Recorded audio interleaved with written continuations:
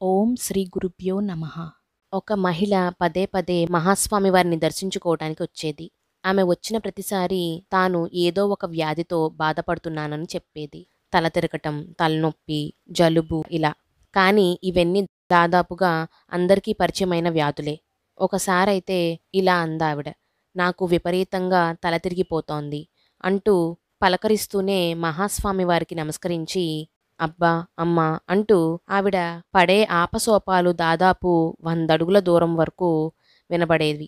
అప్పుడు మహాస్వామి వారు ఆమెతో, మీరు తల తిరుగుతోంది అన్నప్పుడల్లా ఇక్కడున్న శిష్యులకే కాదు, నాకు కూడా తల తిరుగుతున్నట్లుగా అనిపిస్తోంది. మనకు వచ్చే వ్యాధిని పెద్దగా పట్టించుకోకూడదు, మెచ్చుకోను కూడదు. వ్యాధి వచ్చినప్పుడు వీలైనంత సహనంతో ఉండాలి. మీరు అనవసరంగా శ్రమ పడుతున్నారు, ఇక్కడ ఉన్నవారిని కూడా శ్రమ పెడుతున్నారు, అందువల్ల అందరికీ సహనం కావాల్సి వస్తోంది అన్నారు.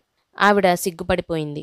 మీరు మిరియాలు, తిప్పిలి, వేపాకు, అడ్డసరమాకు, మారేడు, తులసి, గరిక, తమలపాకు, తుమ్మపూలు, నేల ఉసిరి, గుంట గలగరాకు ఈ ఆకులన్నిటినీ కలిపి కషాయం చేసుకుని వారానికొకసారి తీసుకుంటూ ఉంటే మీకు ఏ వ్యాధులు రావు అని మహాస్వామి వారు ఆమెకొక ఆయుర్వేద వైద్య చిట్కా చెప్పారు.